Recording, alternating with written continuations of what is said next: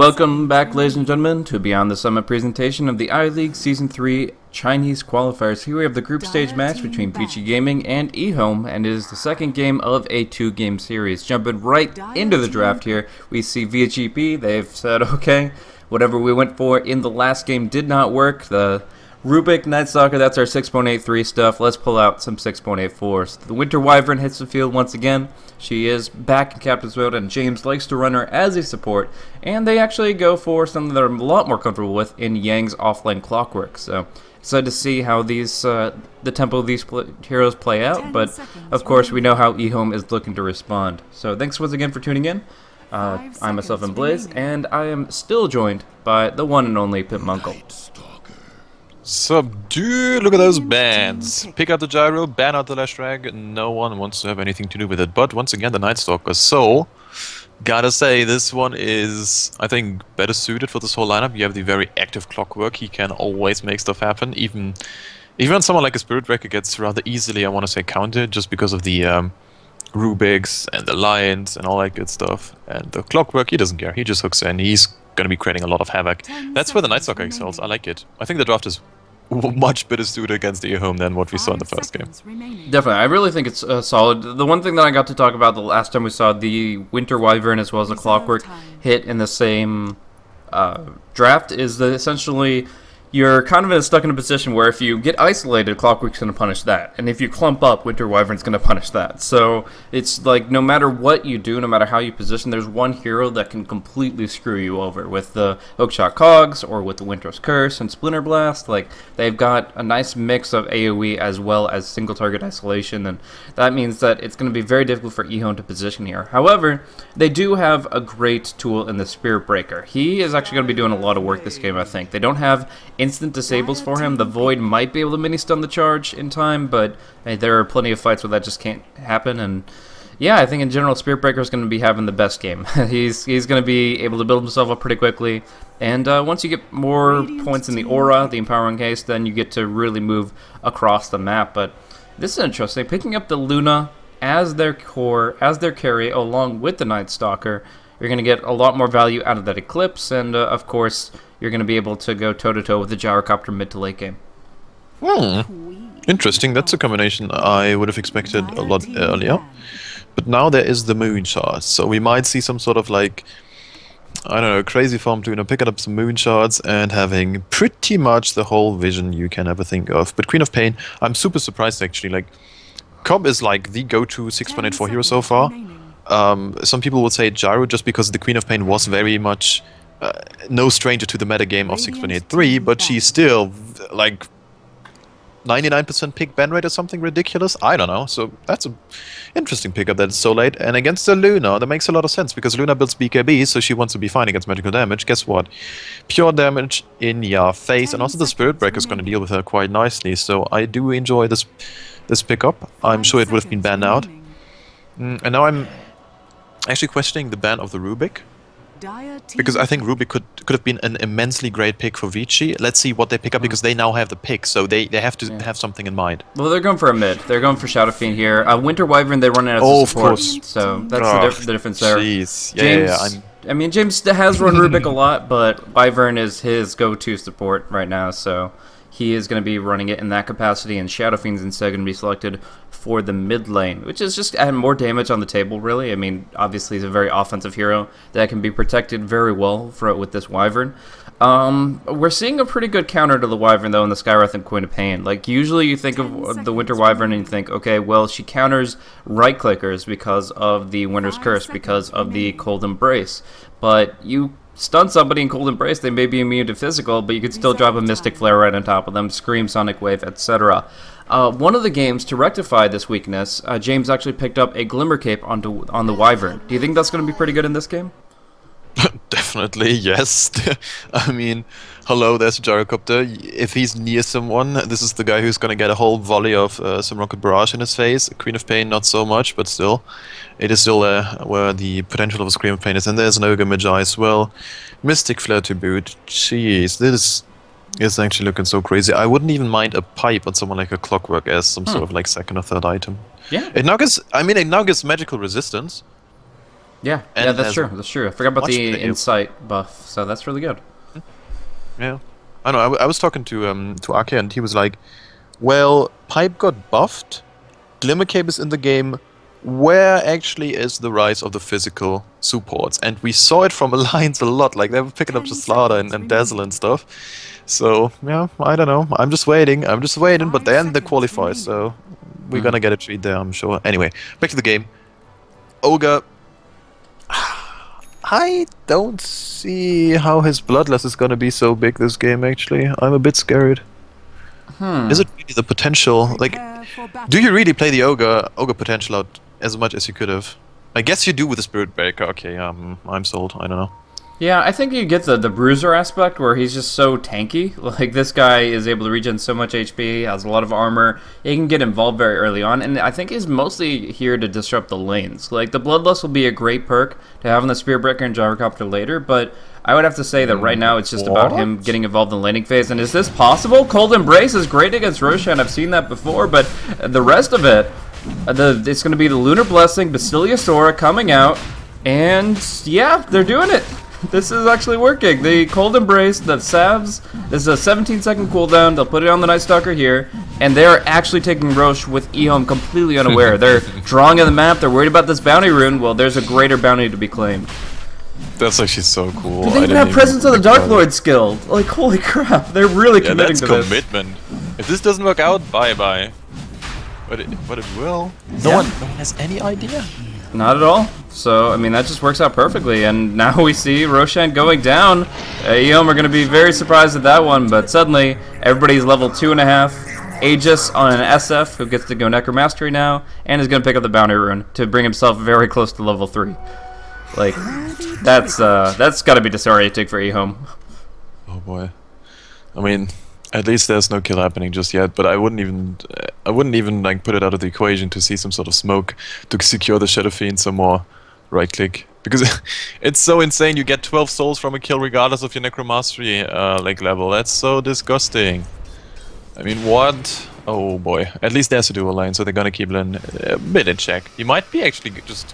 No, he's fine. Okay. Yeah, they won't commit onto the tower for the Aegis, but yeah, Lin is going to be taking some heavy harassment from the Skywrath Mage. They may have to rotate to help him out a little bit, but as it stands right now, they're just trading hits with RTK here. Really should not be fighting into the Wyvern slow. There's going to be Lucid Beam of Void, and he's down to 150 HP. Yeah, I'm not sure exactly why you go up against the Arctic Burn there, but, well, either way, it's going to be back over to the mid. We're seeing the Skywrath rotate down bottom, and Queen of Pain gets this 1v1. Now, I want to note that I have actually had the displeasure of facing a Shadow Fiend that skills up level 1 Presence of the Dark Lord early, and the armor changeover for the creeps actually is so weird for trying to deny against them, because denies are really important against the Shadow Fiend, but because of the reduced armor on the creeps, it's actually really confusing to time the last hits based on that enhanced physical damage that they receive. Yeah, it's just one of those things where it just throws you off. You have to practice this, but yeah, I mean, who would practice against level 1 Presence of the Dark Lord, right? Exactly. Oh, Penny Tank might be in double raise range. No, wow, that's close. RTK? I'm just waiting for the dive. Night Stalker is so good to just dive towers. And he even has 1 skill point left to actually use, so yeah, there's the possibility of just getting 1 point in the Crippling Fair, just getting the Silence in, and then you can't charge away. See ya. So we're going to see the top rune controlled by land. It's a double damage for the Ogre. Bounty rune bottom will be claimed by the Wyvern. And some dewarding going on, actually. They got some nice sentry down for the bottom rune, and DDC will be able to clear that out as the Wyvern rotates away. But Lin, all by himself, looks like he's going to be losing that Aegis pretty early. Oh, boy. That was cute. That was just a solo kill, too. DDC. DDC might actually be in trouble. Oh no, mid lane as well. There's action all over the place. Lin is going to be the more important target, that's for sure. Can he get the counter kill? The Golden Brace! What? Scream coming out. Not enough damage. Lin survives. Will turn it with the raises. He doesn't connect with the last Shadow raise. It's going to be first blood against the Shadow Fiend in the end. Oh my. Night Stalker will kill off the Queen of Pain, but Queen of Pain strikes first. She's able to take down the Shadow Fiend in the end, and that's a very important kill, bringing him down twice. That is not even that bad for the side of VG, I want to say. Yeah, you feed away first blood, but it is not as important as it was once, because of the changes to it. And now you have Night Stalker suddenly level 3 and getting a ton of experience. If you look at the XP chart with the hero levels, it is actually quite the telling story. Skywrath is still level 1, and he is, yeah, I mean he's close to 2, but that is just, that's an Arcane Bolt Skywrath mage. That's a glorified range creep. Congratulations. Well, some would be a little bit. I don't know. I'm tempted to disagree in the sense that like they can still do a lot, but if you're actually fighting against him, if you're actually bringing in multiple forces, he's going to do a lot more than just that harassment. And it's all about his movement speed, keeping him at a distance because he doesn't want to fight. Oh, more pressure onto Lin. This is what we were looking for from Lanham earlier, but he didn't really find the opportunity till now. Now he gets another kill on the Shadow Fiend, and now it really is just heaping on that pain. We see 5 stacks of Necromastery, TP down bottom. They'll go pretty hard at Jarkop here with a very early point of Crippling Fear during the daytime, but still James is going to be the one to fall. The Splinter Blast is enough to get dogfights away, but they have to sacrifice one, and that means EHOME, despite the rush disadvantage, are now leading 3 kills to 1 with an Aegis also broken, so a 4th kill involved. I'm just looking at top lane. We didn't have any sorts of like things happening there. That's a casual 18 for 2 CS Clockwork, just sitting there farming up. I imagine as soon as he hits 6, like where would you put him? Because I think I would actually favor the bottom lane because I think you can't kill the gyro. It's definitely possible. I think based on Lanham's movement here, though, I would say TP to the tier 2 and then kind of hide in the tree line east of the tier 1 and just bait the Shadow Fiend. Just counter gank. Because I think that's going to be your best opportunity. I mean, obviously you have kill potential and you could go for some proactive play rather than reactive one, but I think there's going to be so much pressure put out on Lin this game that you can pretty much guarantee that within 30-40 seconds you're going to have an opportunity. Okay, yeah, fair enough. I'm just like, I don't know. Well, Lin is not coming back. He's still level 6, so Queen of Pain also level 6. She's got an ultimate at her. Wait a second. Yeah, she's got enough mana. She's just bottle crying up, of course. No problem there. Is Lin dead again in a bit? No, he's not. Yeah, Counterblade is gonna be fine, but still, it doesn't heal that much. Well, not against the Queen of Pain ultimate. So yeah, Queen of Pain's doing pretty good for herself. Already has the Trez and no tally up. I mean, she might only have 18 last hits, but she's still right up there with net worth. 2475, thanks to just being able to get that first blood and control the lane pretty well. So we'll see dogfights attempt for like a courier snipe.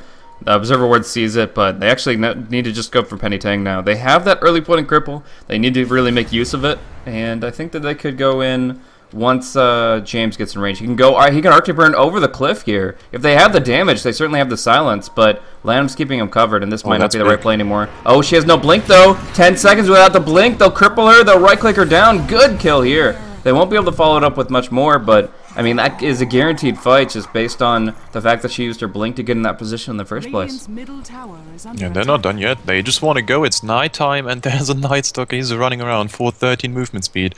Only brown boots, who cares? And it is a whole lineup of VG just down bottom lane. This is still risky. Against the Gyrocopter cooldown, do you really want to push it? Queen of Pain is out. She's going to have a Sonic Wave at her disposal. This is a way too much damage, actually. Just regenerate through.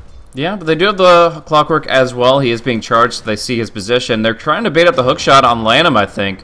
Yeah, they see this Clockwork. They'll cancel the charge now, but Lanham is going to go for the stun combo onto Yang. Big damage against him. He's not all that tanky. A huge call down as well. ZYF is going to do massive damage here, but Yang finishes off the Skywrath. They've taken down 3. There's no Sonic Wave this fight. The Queen of Pain's already dead. Nice cogs. Bouncing RTK and ZYF back multiple times, and the Wyvern lives long enough with the Cold Embrace to back off. She will die under tower, but still, they will clean up everyone here with the last right click against ZYF. The Queen of Pain, how did she get killed off so quickly? They just gunned her down, focused her, and she couldn't get the Sonic Wave off.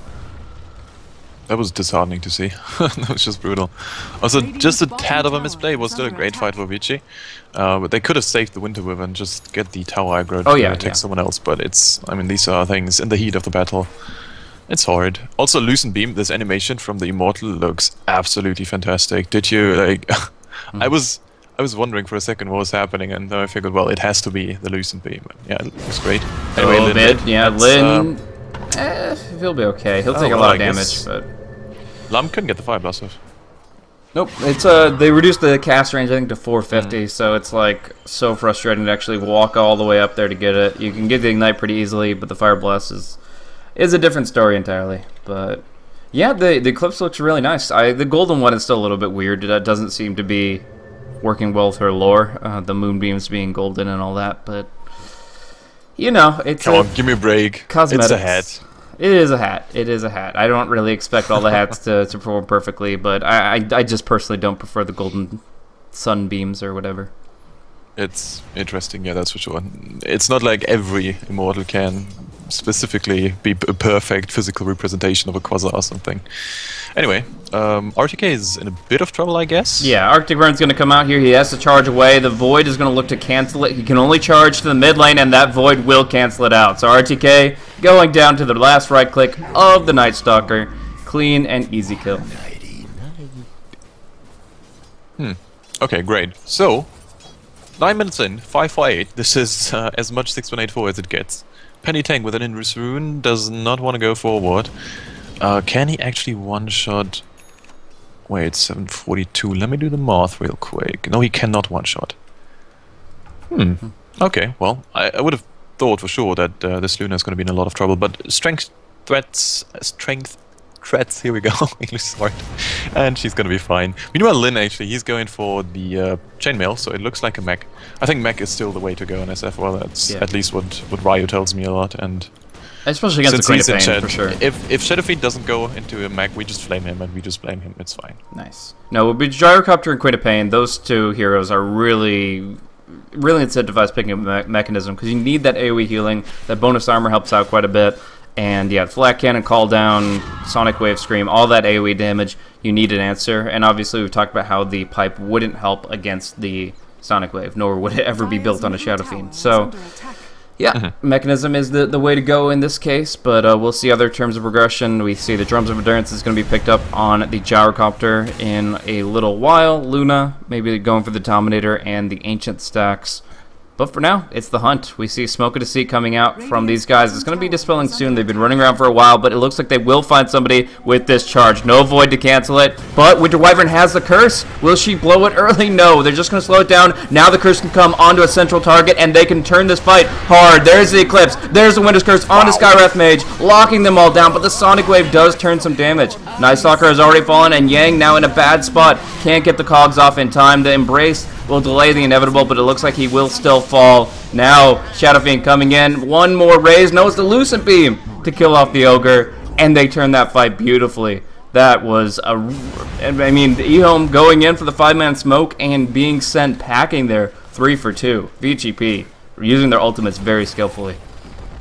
Yeah, that was beautiful. Winter Wyvern just showing why this hero is great still. I mean, some people were like, well, now he just got the good old, what was it? I think like the Phoenix nerves or something. I don't know. Like some hero was just nerfed down before enabled to CM. Actually, Phoenix was much better, I guess. Anyway, yeah, still he's still great because the first target you actually use the curse on is still gonna get the full damage. So it doesn't really matter if you don't.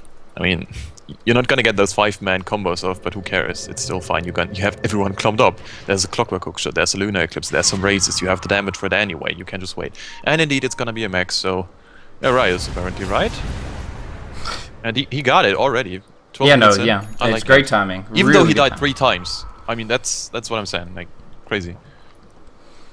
So, it looks like Pennytang is kind of looking to rush out an Aghanim Scepter here on the Queen of Pain. We're actually going to see RTK get caught out here. Good damage against him, and Yang almost getting a 2-man combo with the cogs, but instead he's going to fall back to eat a lot of magical nukes here during the Cold Embrace, and it looks like he'll still fall in the end. Nice cogs, though, locking in Pennytang with no blink. Can they pursue further with that Arctic Burn?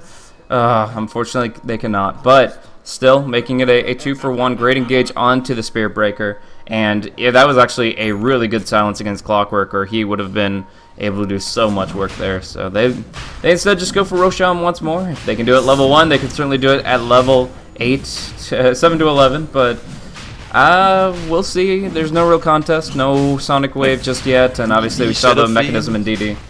Are you serious? 270 damage. Ouch. And then you have the minus armor to boot. A fully leveled up Necromastery as well, of course, and well, that's an easy Aegis. Now, big question still, who's gonna be like grouping up harder? Because so far there is only one tier 1 dying on the side of the Radiant, which is in the bottom lane, so it does enable some sort of more open jungle play from the side of VG. But there's like 2 crazy defensive wards and 1 just expired. Those were just covering the whole jungle. So that's quite nice. But if VG just keep on pushing right now with the Aegis, I have no idea. Like, Aegis mech is ridiculously strong, and Luna's gonna be 11 in just a bit.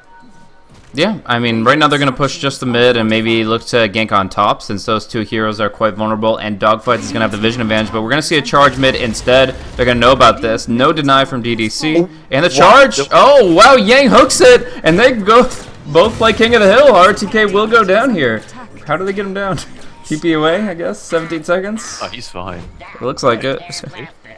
Yeah, no one can blink up. You would have to expend the ward up there, because otherwise you're like in this hill fight with the clockwork. This ain't happening. There's no Queen of Pain going up there, dude.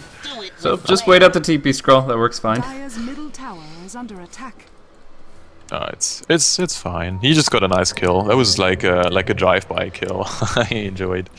And now once again the next tier 1 is on the list of things to actually kill for VG. Yeah, just going to be condensing the map a little bit, to really limiting EHOME's potential to break out and farm, and start getting that map control back. But I really like the wards coming in from EHOME, I have to say that. You were talking about them before, but I just want to emphasize how good these wards are, and how important Observer ward coverage is against Night Stalker in general. Against the earlier levels in Darkness in particular, you're going to want those wards up, because whenever Darkness is inactive, that vision is just the most important thing you can have as far as figuring out when the ganks are coming, dealing with this threat of somebody who has more night vision than you on 2 of their heroes, on both the Luna and on the Night Stalker. So it's important, but we're going to see really just abrupt pressure onto this tier 3 with the Cold Embrace. They're going to go right to it, but there's backdoor protection.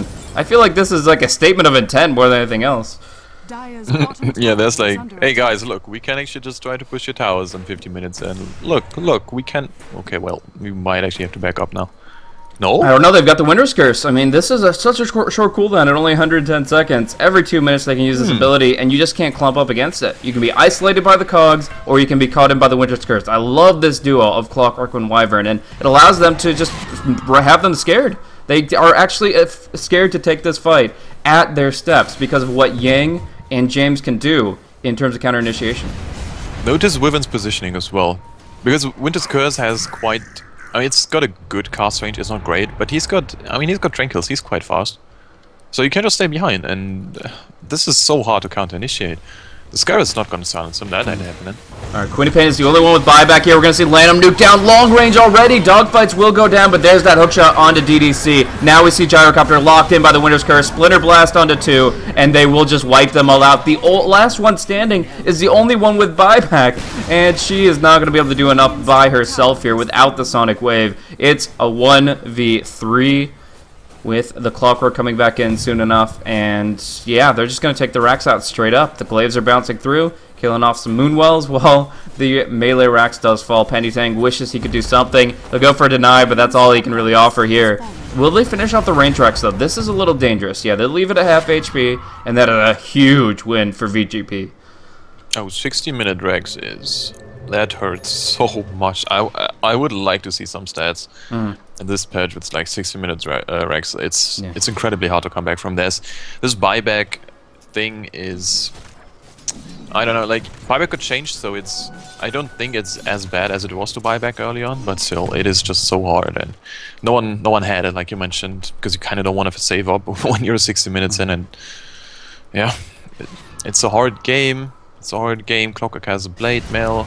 Everyone just so incredibly farmed. Look at this SF, 10k net worth. Yeah. And Dogfights just picked up a Vanguard here. I think that he's going to end up going Crimson with this. There's not that much utility in getting yourself a tanky, but there's a lot more utility in negating all of the flat cannon shots. So I think Dogfights, he had the option of going Ags or Crimson Guard. He's choosing Crimson Guard to deal with the Gyrocopter's damage output right now because he just doesn't hit that hard. If you're taking out... they buffed it, right? It's not 50 anymore. It's like 55 or 60? What is it? 55 damage block. Okay, so 55 damage away from the Gyrocopter. He's only hitting for 100 per flat cannon shot. That's just and that's before mitigation. And then you apply the armor, and Yeah, he's not hitting for that hard. It's really good to have the Crimson Guard up when you're pushing against that gyro, and of course it'll work for anybody's auto attacks, no matter what. So bloodlusted attacks heading faster doesn't matter because they're still just as weak. And yeah, I think that'll be a good time to push for their next lane is when they get that Crimson up. Yeah, it's essentially like a pipe, right? You go high ground, you pop it, and yeah, good luck initiating fight with this one, because that ain't happening. Now a BKB once again. This is a time where I do enjoy the BKB. You are so close to actually just destroying this whole game. You might as well get it. So where is the Roshan? We don't know yet, right? No one actually took down the node. Because I think it tells the respawn whenever you actually whenever you actually kill him as a spectator. Anyway, we're gonna see if this is gonna be like a quick Roshan. This is gonna be very easy for VG. Radiant's bottom tower. So we're going to be seeing Luna going down bottom, pushing down tier 2. Pretty much the easiest tower they can imagine. EHOME would be just foolhardy to contest this. I mean, they could go ahead and Sonic Wave it down just because they have that 40-second cooldown Penny Tang. But as far as actually putting out a direct confrontation, no way. We do see Yang stalking up on RTK. He has a battery assault, so you can't charge away from this. You can't do anything. Charge, Nether Strike, it wouldn't matter. They get a nice little bash, but that's about it. Maybe enough to get him away. There's no Earnest Shadow, so we'll watch the fight down bottom now as Luna charges in aggressively. No BKB. How did she get caught out on the steps? They Sonic Wave Mystic Flare. They just stun her out. They straight up Fire Blasted her in the face. You know what happened? Yeah? I think Aegis just expired, isn't it?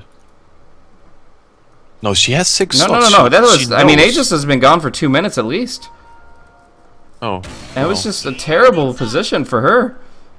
I was watching that. GG. Yeah, well, I mean, who wouldn't be? I mean, that Chase Spirit Breaker. Yeah, I mean, that's where the kills should be happening, not on the bottom tier 3 steps inside the base while you're 4v4. I mean, maybe they felt that Spirit Breaker is a big contributor to the fight, but I don't know. Without that BKB, Luna is just still way too squishy.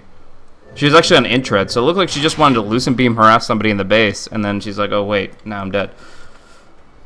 Yeah, well, I guess that was just like a Fire Blast multicast thingy. Yeah, I don't know. Why can't spectators actually rewind when the technology clearly is there? Combat log, dude. I do it as a co-caster all the time. Oh, I'm on it, dude. I'm on it. I'm not used to doing this stuff.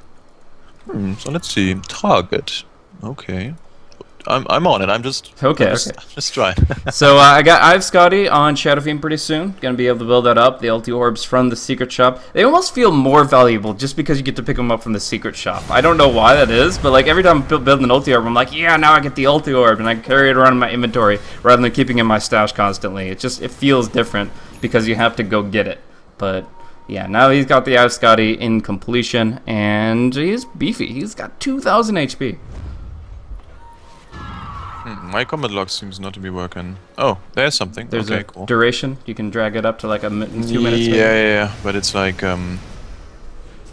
it's still showing some very odd numbers. Gotcha. We're gonna see Yang go for the initiation here. Hook shot. Gonna get the cogs just on one, but isolating RTK still works fine. The Eclipse will come through. Penny Tank silenced up. Going down fast. Oh, they can't afford to lose the Queen of Pain here. Now Lanham is gonna be called out. He's gonna be going down next, and that is just gonna be a 3-0. Not even a contest. VG.P wipe them out, and they go for the high ground next. We're going to see DDC maybe go for a sneaky play, creep cut the wave, kill it off, and then TP home.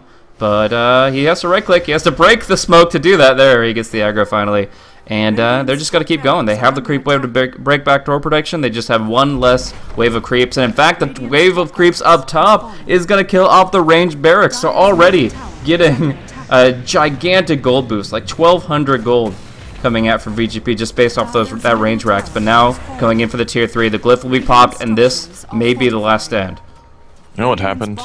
Fire Blast, multicast, Mystic Flare, Sonic Wave, boom, dead. Yeah, it's just straight up walked into a Fire Blast. It's okay, well, that's that's what we expected, but still. I'm actually so surprised we didn't see a Rex falling right here. I think they could have forced it if they wanted to, but the one thing I'll note is Eclipse. I think they want to just wait out Eclipse, wait out BKB. And Luna had absolutely nothing to offer to that fight without BKB, without Eclipse, so play it safe for like 2 minutes max, and they can still go in. They forced the glyph, which is actually a pretty big deal now. I mean, that's going to be down for 4.5 minutes. I feel like EHOME have to make this next fight count. It's a good timing, though. That's precisely what you need. If you win a fight right now, you might as well maybe take Roche. Oh, but it's so hard. Yang and please. James gonna try to decide who they go on. DDC locked in the cogs. There's gonna be the Blade Mail versus that Mystic Flare, but nice BKB from the Gyrocopter. Better Cold Embrace from the Clockwork. He's gonna survive fine, and now they're turning the fight. Nobody has died. They're nuking them down, killing off everyone, and that's just GG, just straight up. Oh. Winning the fight. Glimmer Cape plus Cold Embrace equals OP. Oh my gosh, just beautiful play from James. He plays this Wyvern so well, and it's a pleasure to watch every time. That is going to bring us to a 1-1 draw here in this 2-game series, guys. VG.P showing their potential. Yeah, well, just like they suggest. Yeah, well, this is the reason why the Wyvern was banned out, I guess. Like, in the first game, I think it was banned out, actually. Yeah, phase 2 ban. It was a phase 2 ban. They didn't get, ambitious enough to pick it up in the first phase, and EHOME are like, oh, okay, well, we're not giving it to you for phase 2. So this time they pick it up phase 1, and, yeah, they up the ante for this hero. It's just, now they feel, it feels like something that you might actually have to ban out against James earlier in the first phase, although there are other OP heroes you kind of want to take out, but, man, he plays it so good. I'm just surprised. This level 1 Roche was insane, but then they couldn't really do that much with it. The levels were fine-ish, like 5 minutes afterwards. The farm was very much even. I think it was like a 500 gold lead for VG. And then still, they just went completely crazy as soon as the Wyvern hit 6. That was just great to see, and great itemization. Shadowfiend mech, that was huge. The second Aegis, they got the gold just rolling. They took every tier 1 on the map, and then they just took it from there. Great play, gotta say. That was very, very, very well orchestrated. Just nicely thought out, and also very disciplined play. Yeah, I think this was really solid. Generally speaking, when you see that level in Roshan, you're like, all you do is just talk about that. It's like, oh, they gave them such an advantage. It was a cheesy play, but it paid off, blah, blah, blah. No, this was, I mean, the Roche gave him a little bit of an edge, kind of made up for what happened to Lin a little bit, gave him a little bit more padding in that mid lane, in fact, in the number of times he got ganked and such. But overall, it wasn't the Roche that decided this game. It was everything that happened afterwards. And I think that was just really strong showing for VG.P's teamfight potential, and I'm looking forward to seeing more of it. But we're going to be going into the next game, guys. This next matchup is going to be Tongfu versus Hyper Glory Team, so it should be a pretty awesome match, and hopefully you guys will stick around. We'll be going into that one within the next 15 minutes. We are a little bit ahead of schedule as these games are going quick, but it's still going to be some great Chinese Dota headed your way. So thanks once again for tuning in to Beyond the Summit here. Check out beyondthesummit.tv for all their coverage hub type stuff for the Summit 3 and all their other tournaments. And of course, if you enjoy the commentary, look us up on Twitter at BlazeCasting, at PimpmuckL. Send us some love, some hate. Any kind of feedback is appreciated as long as it's constructive. Anyways, that's going to wrap it up for this 2-game series. 1-1 VG.P tied up. We're going into HGT versus Tongfu in just a few minutes.